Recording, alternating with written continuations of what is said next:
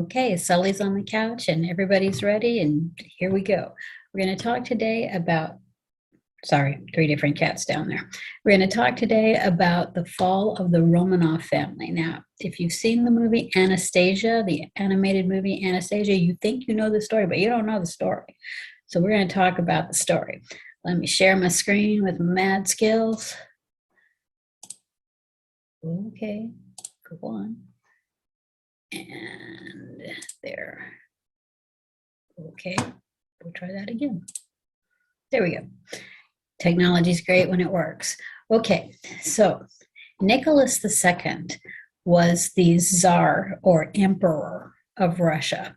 That means he was an autocratic ruler, which means that he had absolute power. He decided everything. You know, in the United States, we have a president, we have a Congress, and we have a judiciary system. We have a three-tiered type of government in our democracy, where people get to vote for people that represent them. Those people make laws. The president approves the laws and makes sure that they're enforced. And the judiciary looks at the things and says, yeah, that goes against the Constitution. You can't do that. Our president does not have the power to just decide things by himself as a general rule.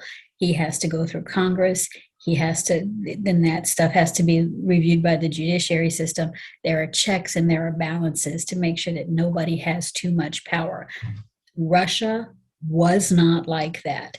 Tsar Nicholas and all of the czars before him had absolute power. If they decided they wanted to send the army in and mow down an entire city, they could do it, and nobody could tell them no. It was, an autocracy is not a great place to live, because if you get somebody in, good morning, Scout, that's kind of not a good person or maybe a little bit crazy, you're going to have problems. Come over here. There you go. So anyway, Tsar Nicholas II was born May the 6th of 1868 near St. Petersburg, Russia. He was trained in military strategies and procedures. He did okay with military strategies and procedures. He kind of liked wearing uniforms. But he was very, very timid in crowds. He preferred to be around his family and isolated from his subjects. He didn't want to go out there and be in front of people. He didn't want to do any of that. Against his family's wishes, he married a woman whose name became Alexandra on November the 26th of 1894. Now, Alexandra, who became Alexandra, oh golly, Fyodorova, in Russian, was born Princess Alex von Hesse-Darmstadt on June the 7th of 1872 in Darmstadt, Germany. So she was a German princess. Now, remember, we talked about the unification of Germany. This is before that happens. And there are all these little bitty tiny states and all these little principalities and kingdoms. And this is one of those. There are all these people that have to get married off, and they have to get married off to royalty. So at this point in time, there's all kinds of intermingling of royalty, because there's a lot more royalty than there is now in charge of things. At this point, when I'm talking to you, we have a queen in England. I think there's a king in Belgium and one in Sweden. And in a couple of the Arab countries, Saudi Arabia has a king, and I want to, and Monaco has a prince. There's a principality in Monaco, and I think there's a principality in Luxembourg. But that's about it. It's very limited. But back in this time period, there were little tiny kings and queen and princes all over the place. Queen Victoria of England had, I want to say it was 9 children, and all of them turned in and had a bunch of children, and they all married into little families and kingdoms in the world. And then they turned in and had children, and then they turned in and had more children. And so all of those children and grandchildren have to get married off. Alexandra, as she becomes known, is a granddaughter of Queen Victoria of England. She was much more forceful than Nicholas, and she came to dominate him. She kind of ran stuff in that marriage. She was very unpopular with the Russian people, and she had anxieties and various problems and turned to mysticism and kind of strange beliefs. And when I say mysticism, I'm talking about like um, when people use Ouija boards to try to predict the future or read tarot cards to try to predict the future. And there's nothing wrong with doing that for if that's okay with your parents. It can be fun. It can be fun. It can be scary, and you should be careful with that nonsense. But she really believed in this, and that's how she tried to run her life, which made her vulnerable to people who were kind of like con men. Now, they had 4 daughters, and all of these girls were Grand Duchess instead of Princess, just because that's the way they did things in Russia. The Grand Duchess Olga was born in 1895. The Grand Duchess Tatiana was born in 1897. Grand Duchess Maria was born in 1899. And the Grand Duchess Anastasia, who's probably the one we're the most familiar with, was born in 1901. Now, when you watch the animated movie and when you read stuff about them, they talk about what a great family this was, how much their parents loved them. But there was some odd stuff that went on too. For instance, look at this photo. See how they're all dressed exactly alike? They don't choose this. This is chosen for them. Here's your dress for today, girls. Put this one on. They were treated almost as a single unit, the daughters, instead of here's these 4 different separate people that have their own lives. This was a collective unit. They even referred to them as Otma, O-T-M-A, for Olga, Tatiana, Maria, Anastasia. That's a little bit weird. Now, Alexei was born August the 12th of 1904. He was the only son. He was the heir to the Russian throne, which is known as the Tsarevich, or Tsarevich, however you pronounce that. Sorry to all the people that speak Russian. He suffered from a bleeding disorder called hemophilia. Now, what that means is, when you bump into something and it hurts, you get a bruise, and the bruise kind of swells up a little and it turns a weird color. And you know that means that you have bled under your skin, and that's what you're seeing is that blood that has bled out but has been contained by your skin. But it usually quits pretty soon, and you just end up with a bruise. It's kind of tender when you touch it, turns weird colors, and then it goes away. Alexi didn't have that. If he bumped into something, he didn't just get a bruise. It kept bleeding, sometimes under his skin, sometimes for days. And if he got a cut where the blood was coming out of his skin, he could bleed to death very, very quickly. So they were very concerned about this child. They were concerned that they'd only had one son, and they didn't have any more children after Alexei. And so he is it. He is their heir. They cannot have a female heir at this point very easily in Russia. They had to have a male heir.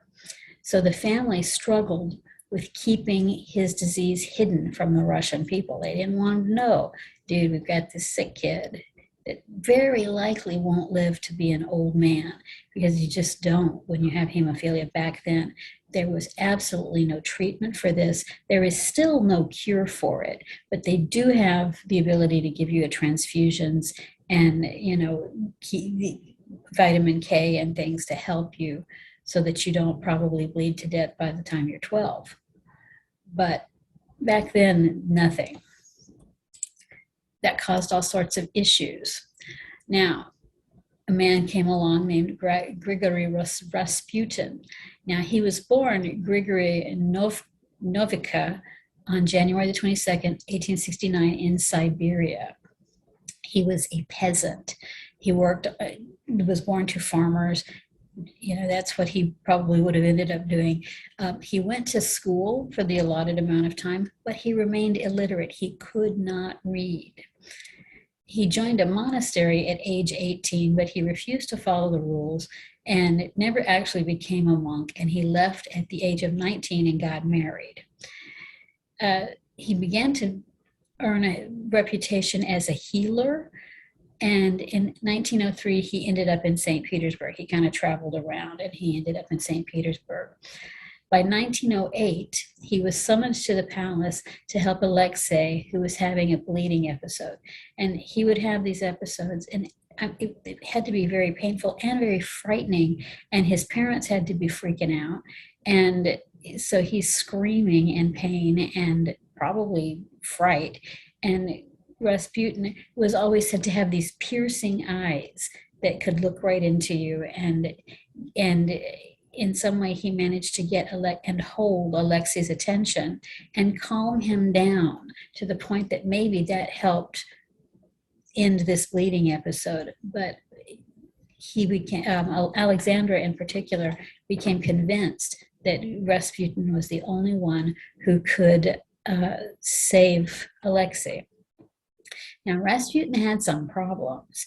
He believed some very strange things. And one of the things he believed was that you had to commit lots and lots and lots and lots and lots and lots and lots of sins before God would forgive you.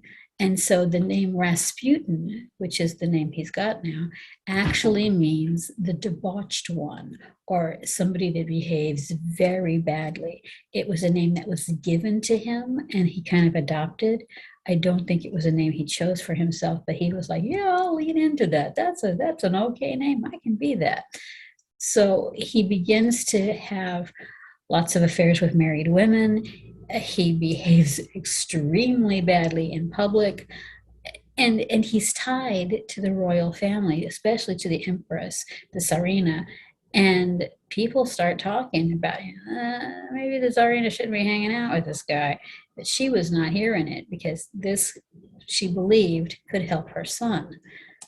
Now, we talked about World War I. We know that World War I started in 1914. Things went on. Russia had joined in 1914 into the war. But in 1915, things were going really badly for the Russian army. They were getting beaten a lot. They hadn't done well in anything. Their military was very unprepared. And so Nicholas decided that he needed to take charge of the army himself. And he actually traveled to the front in 1915. Now, he didn't do anything horrible at the front. He didn't really cause them to lose any battles or do anything horrible. He actually did okay. But what happened was that while he was at the front, Alexandra's back there in St. Petersburg running stuff. And who does she have as her main advisor? Gregory Rasputin. Rasputin interfered with cabinet appointments and military matters, and he greatly upset the population. Several members of the Tsar's family formed a plot to murder Rasputin on December the 29th of 1915, and they invited him to a house of one of them. I didn't put their names down because they all have horribly unpronounceable names, and if you really want to know that, you can look those dudes up. But they gave Rasputin poisoned wine and tea cakes, and he ate and he drank a lot, but he didn't fall over. So they shot him. But he got up and ran outside, and it's December, so it's winter time. They followed him out, and they shot him again. They grabbed him. He's still alive. So they tied him up with a rope and found a hole in the Neva River in the ice and threw him into the hole and left him in the river. And he finally drowned. And that was his actual cause of death, was that he finally drowned. Alexandra was appalled by this and believed that, the government should crack down on the people and punish everyone for the fact that Rasputin had been killed. So I'm not sure why they call this the February Revolution, but it comes to, I guess it had started before, but on March the 8th, it kind of came to a head, and riots began in St. Petersburg. The war was causing shortages of food and supplies, kind of like what's going on in America right now. This is 2022 when I'm talking to you. And we're having all kinds of problems with supply chain problems. And so the stuff that we want, that we've always been able to get before, because of the pandemic and because stuff is still unsettled in the world, we can't always get the stuff that we were used to having. And if you can get it, it costs a lot more.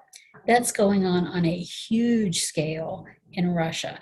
On top of that, the army is out fighting, and so most of the able-bodied men had been grabbed up by the army, and so there's not enough people to actually harvest all of the crops and run all the factories to turn them into food.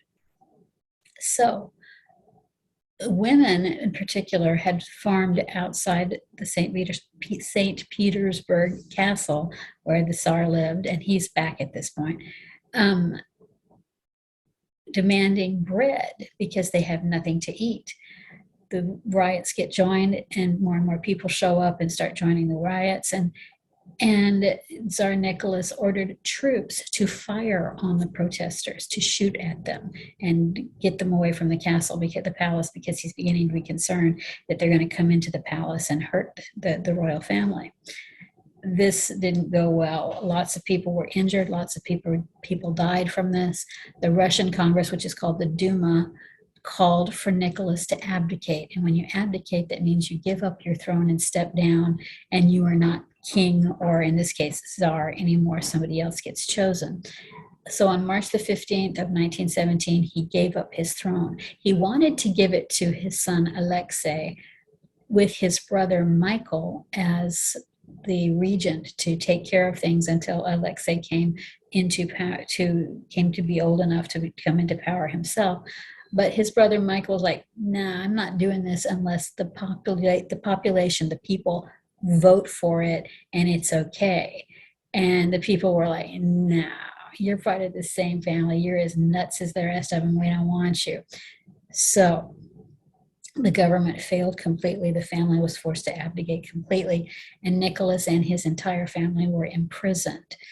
A provisional government under a relative, but a distant relative, was set up, and that continued for a little while. Now, between March the 1915 and October of 1915, the government was reorganized 4 separate times under 4 separate people.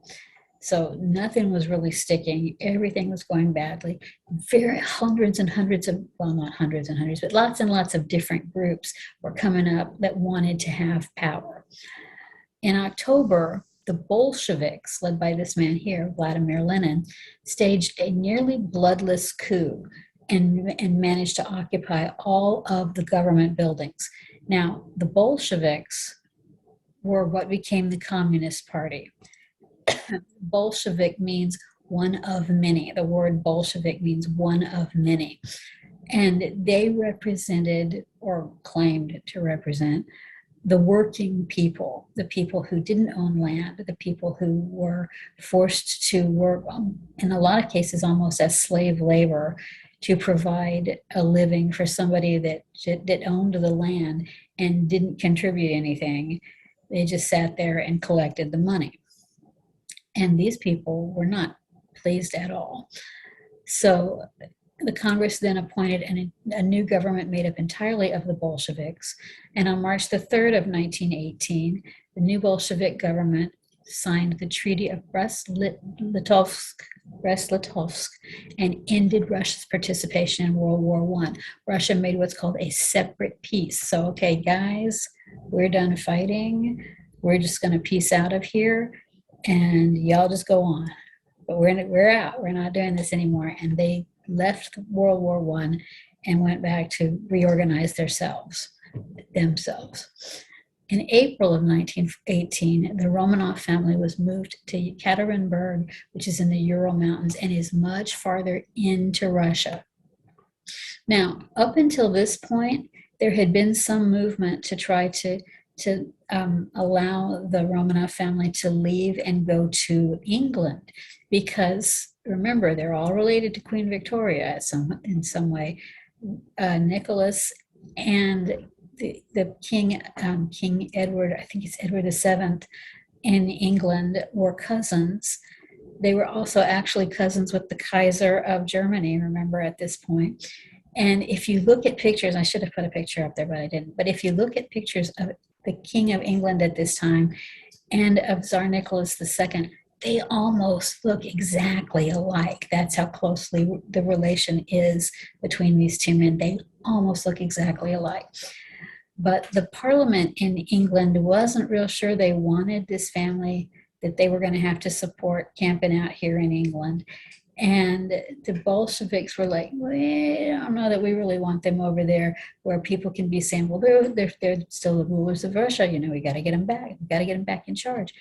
And so they moved them into Ekaterinburg, which is in the Ural Mountains, and it's much farther into Russia, so that it's much harder for anybody to get to them and take them and move them out of the country to somewhere that's safer for them.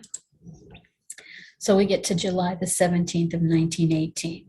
Now, these forces the two forces that are fighting were known as the White Russians, who were the ones that wanted to put the Tsar and his family back in control, and the Red Russians, who were the Bolsheviks, basically. And we still, to this day, even refer to communist countries as red China, various things. We use red to mean communist, and that this is where that comes from. So the White Russian forces are approaching Ekaterinburg to try to free the Romanov family. A lot of the captors decided that they were going to kill the entire family, and that they were being kept down in a cellar. And so it's described as several people come down with guns and just start firing on the family as they're sitting in this cellar. And they tend to shoot them a lot, because Alexandra had sewn diamonds into the girls' clothing, inside the girls' clothing, so that if they did manage to get out and go someplace else, they would have a lot of their wealth with them.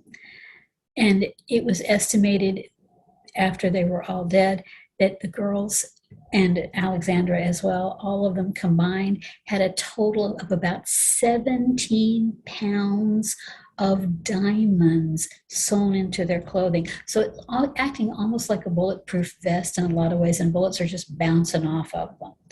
So it took quite a while and quite a few shots to get the entire family slaughtered, but they did it. The whole family was dead, and their 4 servants. So then they dragged this family, the bodies out, they burned them, they threw them down into a mine shaft, and then later they went back and moved them from the mine shaft and buried them in a secret place. Nobody knew where they were buried. So in 1976, a group of Russian scientists located the remains, but they kept the information secret until after the fall of the USSR, which was in 1981. And I can remember when the information came out, because 1981, I was in high school. And so I remember when the wall came down in Russia, and then things started to change. And then this information comes out. Oh, hey, yeah, we found them. But what they found were the bodies of Nicholas, the father, Alexandra, the mother, and 3 of the girls, Olga, Tatiana, and what they came to decide was Anastasia, and their 4 servants. They didn't find the body of Alexi and the body of one of the daughters. And at the time, they were telling us it was Anastasia. They were convinced it was Anastasia. But as we know from later on, it was not.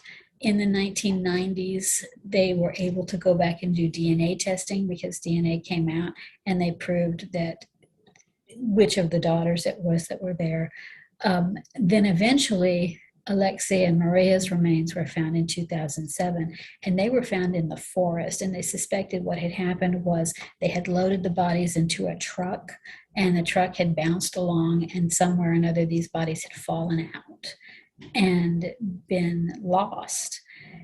But rumors were going around for years that Anastasia, for reasons, had survived and escaped.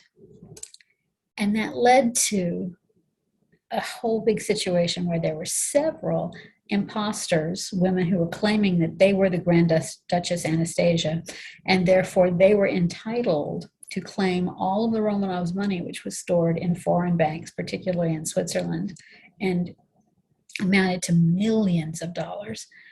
The most famous of these women, called herself Anna Anderson. She didn't call herself Anastasia, but she said, I'm not calling myself Anastasia, but that's who I am. But other people said that she was really a Polish factory worker named, oh God, I'm going to butcher this name, Franciszka Shanskowska.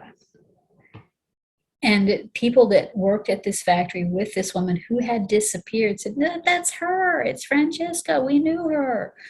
But she was holding herself out and purporting to be the Grand Duchess Anastasia. And people thought she looked like what Anastasia might have looked like. Now, Anastasia was like 16 when she died. So who knows? Maybe she looked like her. I don't know. I don't think she looks like, but if she were dressed and her hair was done better, she might. She actually married an American history professor whose name was J.E. Manahan in 1968 and lived in the state of Virginia until she died in 1984. So this went on for a long time. And she was claiming in court for years and years and years. And the court kept saying, nah, we don't think it's you. Nah, we don't think it's you. No, it's not you. She died in 1984. Now, for those of you who don't know, the science of DNA that we know so much about now just started being able to be available in the beginning of the 1980s. It took a while for it to get accepted, but one of the first things they did was in the early 1990s, they took DNA, they exhumed this lady. That means they dug her up after she had died, I think, or they may have had tissue samples that they had taken before she died, but they had access to her DNA, and they had access to people who were descendants of the Romanovs, and by this time they had the Romanovs' bodies. So they had their DNA as well, and they compared her DNA to the Romanovs' DNA, and it did not match. And as I remember, but I couldn't find it documented anywhere here, so I may be totally remembering this wrong. They had somebody that was a descendant or a relative of the lady, the Polish lady, Franciszka Shanskowska, that they thought that she was. And they tested the DNA against that family, and it matched, and so that's who she was. But it was finally proven that she was absolutely not the Grand Duchess Anastasia. She wasn't related to the Romanovs in any way. So, go away now.